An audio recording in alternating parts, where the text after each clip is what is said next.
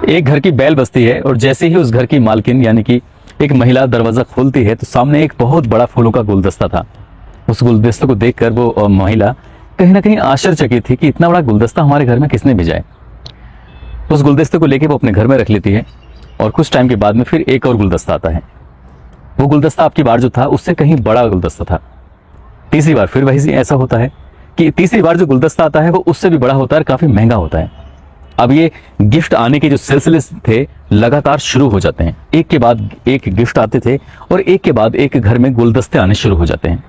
एक दिन इस घर की जो मालकिन है उसका नाम है नीलम कटारा। वो अपने बेटे नीतीश कटारा से कहती हैं कि बेटा इतने इतने महंगे महंगे जो गिफ्ट हमारे घर में आते हैं कौन भेजता है, क्या मामला है, कुछ मुझे बताओगे। तब नीतीश कटारा कहता है कि माँ मैं एक लड़की है उससे बहुत प्यार करता हूँ और वो लड़की कोई और नहीं उत्तर प्रदेश के एक बाहुबली नेता हैं डीपी यादव, उनकी बेटी भारती यादव है, ये गुलदस्ते मुझे वो भेजती हैं। नीलम कटारा कहते हैं कि अगर वो बाहुबली की बेटी है तो वाकई बहुत खतरनाक लोग होंगे, तुम उनसे दूर क्यों नहीं रहते हो, तुम उस लड़की से दूर क्यों नहीं रहते हो। तो कहते हैं नीतीश कटारा कहता है कि माँ भारती यादव बहुत अच्छी लड़की है, दरअसल उसका उन परिवार से उसका मन नहीं लगता, वो हमारे जैसे परिवार में रहना चाहती है, मुझसे प्यार करती है, शादी करना चाहती है और मैं भी उससे शादी करना चाहता हूँ। तो मुझे इस बात की परमिशन दे दो कि हम दोनों एक दूसरे के साथ शादी कर लें। अमूमन माँ जैसी होती है, माँ ने वही काम किया, ठीक है जो तुम्हें अच्छा लगता है वही करो। और उसके बाद कहानी की एक शुरुआत होती है सुखद के साथ, लेकिन इस कहानी का अंत वाकई बहुत भयानक होता है। और जो कहानी का अंत बहुत भयानक होता है, इस माँ ने इस लड़ाई को यानी कि अपने बेटे को खोने के बाद जो लड़ाई लड़ी थी, इस लड़ाई की मिसाल न केवल हिंदुस्तान में बल्कि पूरी दुनिया में इसकी मिसाल दी जाती है कि कोई माँ इतनी ताकतवर कैसे हो सकती है। इस लड़ाई को न केवल उसने जीता है बल्कि हर उस गरीब आदमी को, हर उस कमजोर आदमी को एक संदेश दिया, एक मैसेज दिया है कि अगर आप ईमानदारी से लड़ाई लड़ें तो दुनिया की कोई ताकत आपको हरा नहीं सकती। आदाब, नमस्कार, सत श्री अकाल, मैं उस्मान सैफी। आज की जो सच्ची घटना मैं आपको सुनाने जा रहा हूं, ये सच्ची घटना है उत्तर प्रदेश का एक जिला है गाजियाबाद। दरअसल 17 फरवरी 2002 का ये वाकया है। इसी घर की बैल एक बार फिर से बसती है। सुबह के 3 बज रहे थे, बैल बसती है। माँ नीलम कटारा ने दरवाजा खोला और जैसे ही दरवाजा खोला बाहर देखा तो आज नीतीश कटारा या कोई फूलों का गुलदस्ता नहीं था, बल्कि सामने था भरत दिवाकर। भरत दिवाकर कोई और नहीं, ये उनके बेटे का दोस्त है। माँ कहती है कि भरत मेरा बेटा नहीं आया, बेटा कहाँ है। तो कहता है कि आंटी जी वो आ जाएगा। फिर से पूछती है कि वो आ जाएगा, यही जवाब तीसरी चौथी बार भी मिलता है और जाकर अपने कमरे में वो लेट जाता है। जब कम से कम 1.5 या 2 घंटे बीत जाते हैं उसके बाद फिर उसको उठाया जाता है भरत को, और नीलम कहती है कि बेटा मेरा बेटा क्यों नहीं आया, क्यों कुछ छुपाना चाह रहे हो, क्या बात है, कुछ तो बताओ। वो कहता है कि मैंने उसको शादी में काफी तलाश किया लेकिन वो नहीं मिला, जब नहीं मिला तो फिर मैं वापस घर आ गया, वो आ जाएगा, परेशान ना हो। माँ थोड़ी सी परेशान थी और फिर जैसे जैसे आगे वक्त बढ़ता चला गया उसकी परेशानी लगातार और बढ़ती चली जाती है। दिन निकलता है, माँ नीलम कटारा सीधे पहुंच जाती हैं गाजियाबाद के कविनगर थाने में और जाकर अपने बेटे की गुमशुदगी दर्ज कराती हैं। कहती हैं कि मेरा बेटा रात अपनी एक दोस्त की शादी में गया था, वापस लौट कर नहीं आया। उसके बारे में पता निकाला जाता है। पुलिस पूछती है कि तुम कौन हो, क्या करती हो। तो वो कहती हैं कि मैं शिक्षिका हूं और मेरे पति IAS ऑफिसर रहे हैं, अब इस दुनिया में नहीं है, रेलवे विभाग में वो काम करते थे। मेरा बेटा मैनेजमेंट टेक्नोलॉजी गाजियाबाद से उसने कोर्स किया था और वहीं पर उसकी एक लड़की से दोस्ती भी हो गई थी। साथ ही उसी कॉलेज में पढ़ने वाली एक लड़की की आज शादी थी। रात वो शादी में गया था और अभी तक लौट कर नहीं आया। माँ को घर भेज दिया जाता है, कहा जाता है कि तुम घर जाओ, परेशान होने की बिल्कुल जरूरत नहीं है और जल्द से जल्द उस आपके बेटे को तलाश कर लिया जाएगा। जब 2-3 दिन बीत जाते हैं, यानी कि 20 फरवरी का ये वाकया है। 20 फरवरी को बुलंदशहर का एक शहर है खुर्जा, यानी खुर्जा तहसील से एक खबर पहुंचती है कि एक लाश मिलती है। उस लाश को किसकी है ये जानने की कोशिश की जाती है। उसके पहनावे से, उसके देखने से लग रहा था किसी बड़े घर का बेटा है और वो बड़े घर का बेटा कोई और नहीं था, वही उस नीलम कटारा का बेटा, उसका नाम नीतीश कटारा, जो कि अभी 17 या 16 फरवरी की रात को अचानक से जो गायब हो गया था। पुलिस इन्हें अपने साथ लेके खुर्जा पहुंचती है और उस लाश की शिनाख्त करने की कोशिश करती है। जहां लाश मिलती है जंगल में, वो लाश औंधे मुंह पड़ी हुई थी और हत्या करने वालों ने उसके ऊपर पेट्रोल छिड़क के आग लगा दी थी। मगर जिस जगह वो लाश पड़ी हुई थी औंधे मुंह, वो हिस्सा गीला था, इसलिए आगे का हिस्सा जल नहीं पाया, बाकी पीछे का हिस्सा जल जाता है। साथ ही हाथ भी उसका ठीक था और हाथ में एक सोने की अंगूठी थी। उस अंगूठी को देखकर माँ ने एकदम से पहचान लिया कि ये तो मेरा बेटा है और माँ फूट फूट कर रोने लगती है। बुलंदशहर में उसका पोस्टमार्टम कराया जाता है। पोस्टमार्टम की रिपोर्ट जब कुछ टाइम के बाद आती है तो उससे पता चलता है कि किसी धारदार हथियार से इसको मारा गया है, बाद में इसको जला दिया गया था। इसके बाद ये मामला कबीरनगर थाने में दर्ज था ही, कुछ धाराएं और बढ़ा दी जाती हैं और इस घटना की अब जांच पड़ताल शुरू हो जाती है। पुलिस जब पता करती है तो ये मालूम होता है कि मैनेजमेंट टेक्नोलॉजी कॉलेज के अंदर एक लड़की पढ़ती थी, बाहुबली नेता डीपी यादव की बेटी, जिसका नाम भारती यादव। भारती यादव के बारे में पता निकाला जाता है तो पता चलता है कि वो 20 फरवरी 2002 को यहाँ से लंदन जा चुकी है पढ़ने के लिए। रातों रात वो कैसे लंदन चली गई, ये भी एक सवाल बना हुआ था। लेकिन डीपी यादव अपने आप में बड़े रसूखदार व्यक्ति, बहुत ताकतवर इंसान, किसी छोटे मोटे आदमी की तो बात छोड़ी, किसी बड़े से बड़े व्यक्ति में भी उनसे टकराव करने की, टक्कर लेने की हिम्मत भी नहीं थी। अब सीधे सीधे कहीं ना कहीं उनका नाम आता है। पुलिस अब और मामले की पड़ताल करने की कोशिश करती है और देखने की कोशिश करती है तो पता चलता है कि कुछ लोगों ने यहाँ डीपी यादव के बेटे यानी कि विकास यादव और उनके भतीजे विशाल यादव को, और साथ में एक व्यक्ति और होता है, इन लोगों को आखिरी बार नीतीश कटारा से बातचीत करते हुए देखा था। और किसी और ने भी नहीं बल्कि उसके खास दोस्त भरत दिवाकर ने भी इन तीनों को बात करते हुए देखा था। वो जब बातचीत करती है नीलम कटारा तो वो कहता है कि आंटी जी, जब आखिरी बार हम लोग खाना खा रहे थे, थाली में खाना था, इसी बीच में एक शराब के नशे में एक लड़का विशाल यादव, विकास यादव, ये दो आते हैं। दोनों जने आकर उससे बहस करने लगते हैं। तब नीतीश कटारा कहता है कि तुम यहाँ से चले जाओ, मैं इनसे बातचीत करके आता हूँ। दरअसल ये दोनों उस लड़के को यानी नीतीश कटारा को बिल्कुल पसंद नहीं करते थे। कॉलेज टाइम से ही इनको पता चल गया था कि इनकी बहन इससे प्यार करती है, इससे मिलती है, इससे जुलती है, इससे बातचीत करना चाहती है, इससे शादी करना चाहती है। ये बात उनको बर्दाश्त नहीं थी और शादी में इत्तेफाक से ये तीनों चारों एक साथ मिल जाते हैं।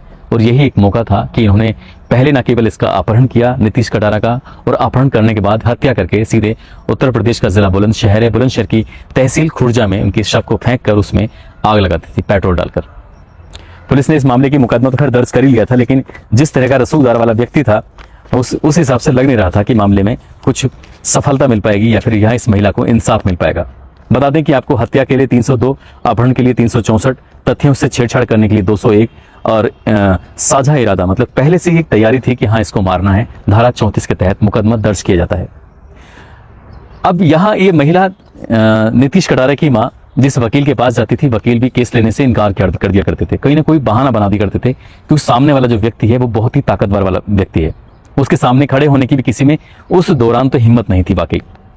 तब इस महिला को लगता है कि शायद यहाँ से इंसाफ मिल नहीं पाएगा, इसलिए उन्होंने सुप्रीम कोर्ट में अपील की, कहा कि मैं ये केस उत्तर प्रदेश में रहकर नहीं लड़ सकती, मैं इस केस को दिल्ली में रहकर लड़ना चाहती हूँ।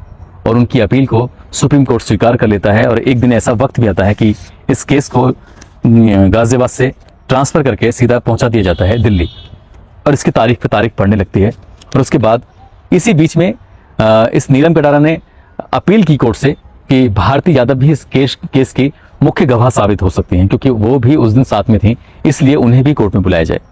जब भी कोर्ट में बुलाने की बात होती थी तो वो कहते कि डीपी यादव के परिवार के लोग कहते थे कि वो तो लंदन में है, पढ़ाई करने के लिए है, वो आ नहीं सकती। इस बात पर कोर्ट वाकई बहुत गुस्सा जाहिर करता है। कोर्ट कहता है कि ये लड़की अगर वापस नहीं आती है, कोर्ट में हाजिर नहीं होती है, तो इस लड़की को हमेशा हमेशा के लिए भगोड़ा घोषित कर दिया जाएगा और वो हिंदुस्तान में फिर कभी जिंदगी भर कदम नहीं रख सकती।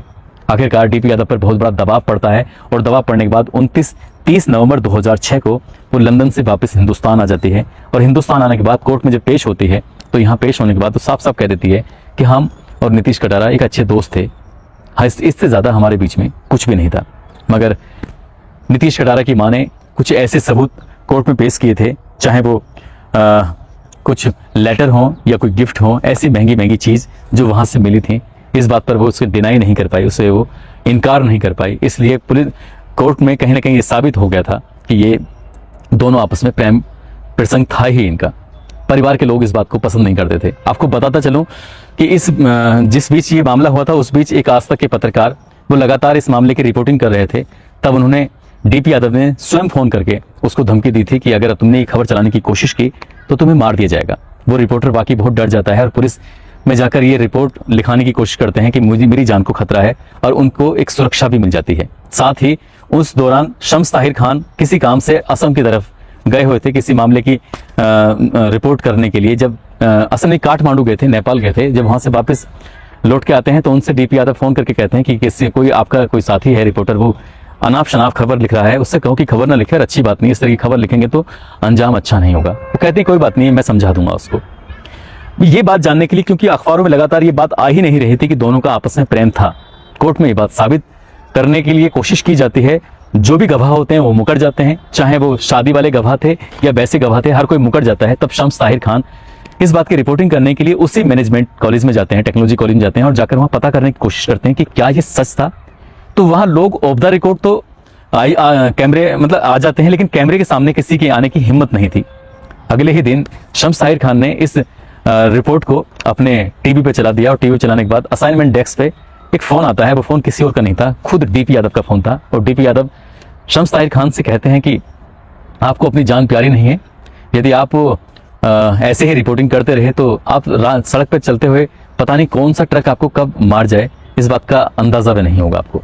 शुरुआत में वो समझे नहीं थे, लेकिन जब इस बात पर उन्होंने अपने दोस्तों से जिक्र किया तो पता चला कि ये सीधे सीधे आपको धमकी है। हालांकि उसमें शम्स ताहिर खान आज भी ठीक हैं, सब कुछ बढ़िया है, लेकिन उन्होंने यानी कि डीपी यादव ने इस केस से जुड़े कोई भी, चाहे गवाह हो, चाहे कोई रिपोर्टिंग करने वाला हो, चाहे कोई भी हो, सबको डायरेक्ट इनडायरेक्ट तौर से धमकियां ही दी थी। इसलिए इस मामले की कोई पूरी तरह से रिपोर्टिंग भी नहीं हुई थी।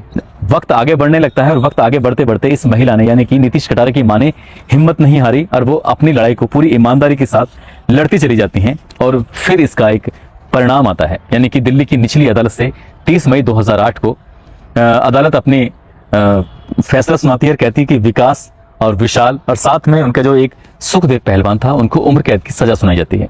मगर नीतीश कटारे की मां यानी कि नीलम कटारा को ये जो फैसला था कोर्ट का, उससे संतुष्टि नहीं मिलती है और वो कहती हैं कि मुझे ये लड़ाई और भी आगे लड़नी है। और वो दिल्ली उच्च न्यायालय में इस अदालत के फैसले को चैलेंज करती हैं, कहती हैं कि बड़ी से बड़ी सजा मिलनी चाहिए। मगर दिल्ली उच्च न्यायालय 2 अप्रैल 2014 को इसी मामले में वो कहते हैं कि ये फैसला जो दिया है निचली अदालत ने बिल्कुल सही फैसला दिया है, इसी पर ही काम होना चाहिए। मगर मां का दिल अभी भरा नहीं था, क्योंकि मां ने जो लड़ाई लड़ी थी लंबे समय से, अगर ये केस उत्तर प्रदेश में ही चलता रहता तो शायद डीपी यादव जीत जाते और मां हार जाती और उस नीतीश कटारा को कभी भी इंसाफ नहीं मिलता, क्योंकि दिल्ली आज भी वाकई बहुत सुरक्षित है, बहुत सेफ है। इसके बाद उन्होंने फिर से एक बार अपील की और अपील करते हुए ये कहती हैं कि इस मामले को में बड़ी से बड़ी सजा मिलनी चाहिए। लेकिन 6 फरवरी 2015 को मौत की सजा तो नहीं मिली, लेकिन उन्होंने इस जो उम्र कैद थी इसको 25 साल सश्रम आजीवन कारावास की सजा में विस्तारित कर दिया था। पहले लगभग 30 साल उन्हें जेल में रहना था, अब उन्हें 25 साल जेल में रहना था। यानी कि विकास और विशाल दोनों को, साथ ही जो इनका एक साथी है सुखदेव पहलवान, उसकी सजा 20 साल कर दी गई थी। अब इसके बाद मां ने फिर इस लड़ाई को लड़ते लड़ते आगे सुप्रीम कोर्ट में एक बार फिर से चैलेंज किया, कहा कि इन दोनों को फांसी दी जाए और ये rare of the rare case है। मगर सुप्रीम कोर्ट ने उनकी अपील को खारिज करते हुए और इसी सजा को बरकरार रखा। मतलब फिलहाल उन्हें 25 साल तक जेल में रहना है। अभी उनकी सजा पूरी नहीं हुई है, अभी सजा पूरी होने में कुछ वक्त और लगेगा। इस लड़ाई को लड़ते लड़ते वाकई एक लंबा समय बीत जाता है, लेकिन मां अपनी हिम्मत नहीं हारती है। कई इंटरव्यू जो मां दे रही होती है तो इंटरव्यू में वो खुद कहती हैं कि पता नहीं कहां से ताकत आई और कितने ही लोग ऐसे मिलते हैं जिनके बच्चों को मार दिया गया, कितने ही लोग ऐसे मिलते हैं उनके पिता को मार दिया गया। जब बात कोर्ट में गवाही की होती थी तो लोग कोर्ट में गवाही नहीं दे पाते थे, डर की वजह से, ऐसे बाहुबली नेताओं की वजह से। ऐसे न जाने कितने किस्से हैं, ऐसे जाने कितनी कहानियां हैं कि सचमुच सबूत भी होता है, सब कुछ होता है, मगर पुलिस मदद नहीं कर पाती है। इस केस में भी ऐसे हो रहा था कि जो गवाह था, मुख्य गवाह अजय कटारा, उसको लगातार धमकियां दी जा रही थी। अगर वो दिल्ली में ना होता तो शायद उसको मार दिया गया होता। वो लगातार पुलिस से कोशिश कर रहा था कि साहब मुझे सुरक्षा दे दी जाए, लेकिन उत्तर प्रदेश पुलिस ने उनको कोई सुरक्षा नहीं दी थी। मां को भी न जाने कितनी बार धमकी मिली थी। मैं आपको पहले ही बता चुका हूं, जो लोग अखबारों में खबर छापते थे उनको भी धमकियां मिलती थी, उनको जान से मारने की सीधी सी धमकियां। कि वाकई डीपी यादव का अपने आप में बहुत बड़ा नाम रहा है। मगर ये भी कहा जाता है कि डीपी यादव के पास अनगिनत पैसा है, बहुत बड़ी संपत्ति है, बहुत बड़े पैसे वाले हैं, मगर वो इस पैसे से अपने बेटे विकास यादव और भतीजे विशाल यादव को बचा नहीं सके। इससे ये भी साफ जाहिर होता है कि यदि आप के अंदर हिम्मत है, आप किसी भी लड़ाई को लड़ने के लिए पूरी ताकत, पूरी ईमानदारी से जुट जाएं नीलम कटारा की तरह, तो दुनिया की कोई ताकत आपको हरा नहीं सकती, चाहे सामने डीपी यादव जैसे बाहुबली नेता क्यों ना हो। और उन्होंने लगभग 14 साल तक इस लड़ाई को लड़ा और लड़ाई लड़ने के बाद अब कहीं ना कहीं वो भी संतुष्ट हैं। उन्हें भी वो कहती हैं कि जो उनका जिंदगी का बहुत खास लम्हे हैं विशाल और विकास यादव के, वो जिंदगी के खास वक्त उनका जेल में इनकी सलाखों के पीछे कट जाएगा। वो एक इंटरव्यू में ये भी कहती हैं कि नीलम कटारा उनसे कितनी बार मिली थी और वो जब चिट्ठियां लिखा करती थी घर में, फूलों गुलदस्ते भेजती थी, तो एक दो बार उन्होंने पूछा था कि ये सब तुम क्यों करती हो। तो नीलम कटारा से उन्होंने, भारती यादव ने कहा कि मैं उस दुनिया से बिल्कुल अलग आना चाहती हूँ, एक शांत प्रिय जिंदगी जीना चाहती हूँ और एक सामान्य जिंदगी जीना चाहती हूँ। हमारे पापा ने कभी भी हमें वक्त नहीं दिया, जैसे कि सामान्य परिवार के लोग होटल में जाते हैं, खाना खाते हैं या अपने बच्चों को वक्त देते हैं, बोले हमारे पिता ने हमें कभी वक्त नहीं दिया। ठीक वैसे ही जब मध्य प्रदेश के डाबरा से विकास और विशाल को गिरफ्तार करके लाया जा रहा था, तो उस दौरान जो इंस्पेक्टर थे, उस इंस्पेक्टर ने जब बातचीत करने की कोशिश की तो पता चलता है कि विशाल ने विकास यादव फर्राटेदार अंग्रेजी में बात कर रहे थे, बड़े वेल मेंटेन, बहुत ही सभ्य जैसे दिख रहे थे। उनसे पूछा गया कि तुमने ऐसा क्यों किया। उन्होंने कहा कि हमारी परवरिश एक ऐसे माहौल में हुई है, अगर अच्छे माहौल में हुई होती तो शायद मैं आज ये कदम न उठाया होता।